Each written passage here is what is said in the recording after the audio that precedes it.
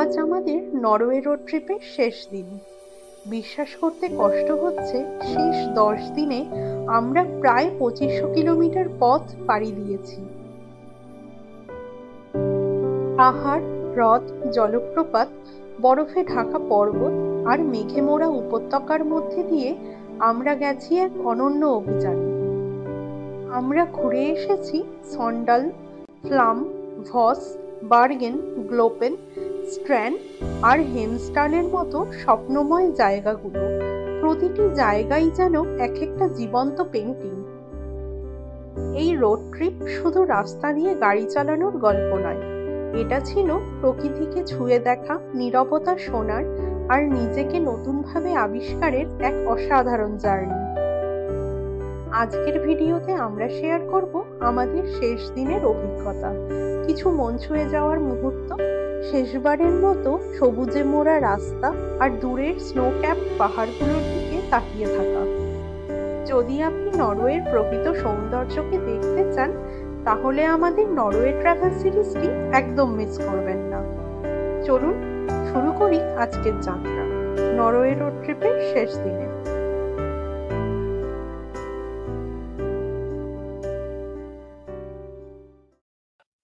Hello everyone, good morning.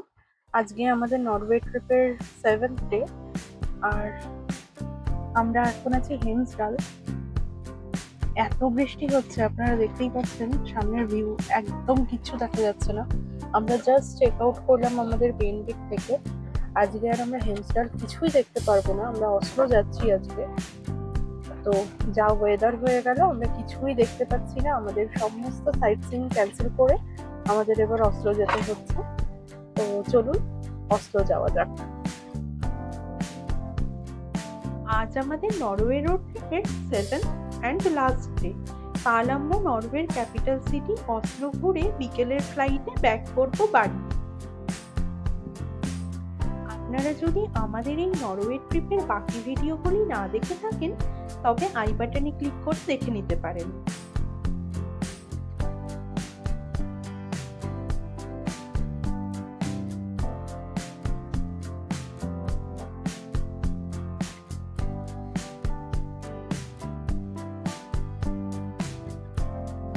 যত সময় যাচ্ছে ওয়েদার ততই খারাপ হচ্ছে।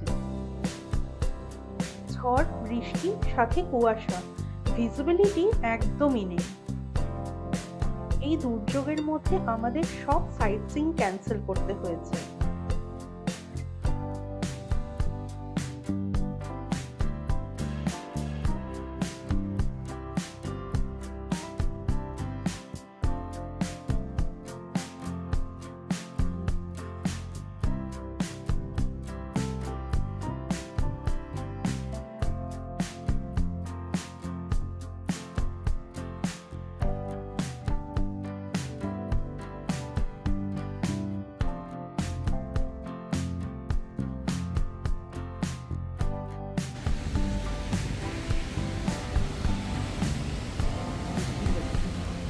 আমরা এসেছি হনেফস। প্রচণ্ড বৃষ্টি হচ্ছে, দেখি কতটা দেখতে পাই। এটা অসলোর খুব কাছাকাছি আর খুব ফেমাস একটা স্পট। হনেফস টাউনের সেন্টারে এই হনেফসেন। এই ওয়াটারফলটিকে কেন্দ্র করেই গড়ে উঠেছে হনেফস টাউনটি। এই হনেফসেন একটি কাস্কেড ওয়াটারফল। অসলোর কাছাকাছি এটি একটি বেশ ভালো day outing destination.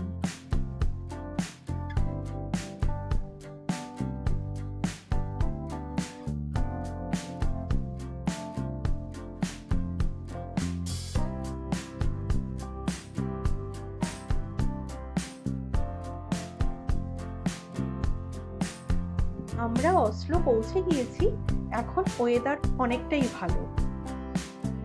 Good morning. আজ আমাদের নরওয়েতে শেষ দিন।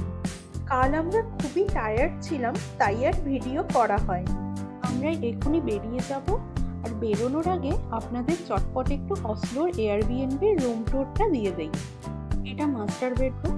বেডরুম থেকে বেরিয়ে হল কাম ডাইনিং আর ওপরে একটা ডুপ্লে মতো আছে, সেখানে আরেকটা বেড আছে, কিচেন আর বাথরুম। এই ছিল আমাদের অসলোর এয়ারবিএনবি। আমরা কাল রাতে এসে ঢুকেছি, এত টায়ার্ড ছিলাম আপনাদের রুম টুর দিতে পারিনি। এখন আমরা বেরোচ্ছি এখান থেকে চেক আউট করে। তার আগে আপনাদের একটু দেখিয়ে দিলাম। এখন আমরা অসলো সিটি এক্সপ্লোর করব, দেন এয়ারপোর্ট যাব, রেন্টাল কার সাবমিট করে ফ্লাইট বোর্ড করব। আমাদের আজকের first stop Oslo Opera house. Oslo এলে অপেরা হাউস না দেখলে কিন্তু অসলো ভিজিট ইনকমপ্লিট। অসলো ফিয়র্ডের ধারে প্রায় 49,000 স্কোয়ার মিটার জায়গা জুড়ে অসলোর মডার্ন আর্কিটেকচারের প্রাইম এক্সাম্পল এই অপেরা হাউস। দূর থেকে যাকে দেখলে অসলো ফিয়র্ডে জেগে থাকা এক আইসবার্গ বলে মনে হয়। এই অপেরা হাউসের ছাদে হাঁটা যায়, আর ওপর থেকে অসলো ফিয়র্ডের অসাধারণ ভিউ আপনাকে মুগ্ধ করবে। তবে আজ এখানে ছিল রেড বুলের ইভেন্ট, যেখানে প্রচুর অ্যাডভেঞ্চার অ্যাক্টিভিটিস চলছিল। নরওয়ের স্বল্প সামারে এই ধরনের ইভেন্ট চলতেই থাকে। আমরাও এই ভাইব এনজয় করে নিলাম।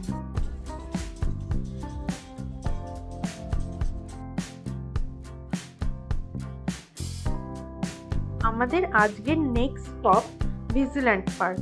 এটি বিশ্বের সবচেয়ে বড় ভাস্কর্য পার্ক, যেখানে সব ভাস্কর্য একজন শিল্পীরই করা। আর সবচেয়ে বড় কথা হলো এটি একেবারে ফ্রি।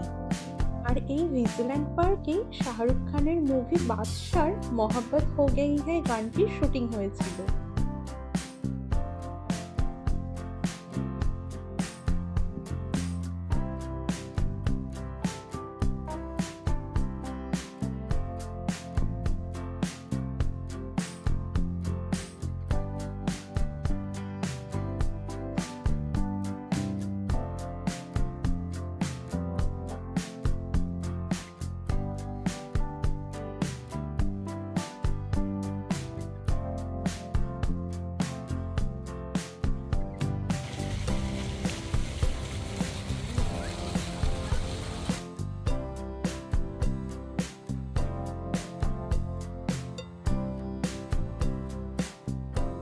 এই ছিল আমাদের অসলোর একদিনের সফর।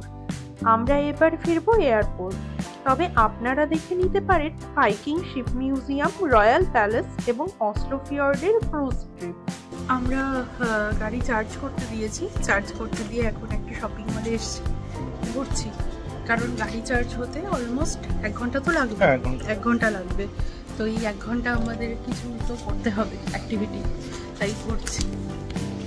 নরওয়েতে সব জিনিসের প্রচণ্ড দাম, মানে ধারণার বাইরে কত দাম। কেন যে সবচেয়ে কস্টলি কান্ট্রি বলা হয় নরওয়েকে, এসব জায়গায় ঘুরলে বোঝা যায়। আজকের দিনটি ছিল ভাস্কর্য, দুর্গ, ফিয়র্ড আর সুস্বাদু খাবারে ভরপুর এক দারুণ দিন। ভিডিওটি ভালো লাগলে লাইক, সাবস্ক্রাইব এবং কমেন্ট করতে ভুলবেন না। দেখা হচ্ছে পরের অ্যাডভেঞ্চারে।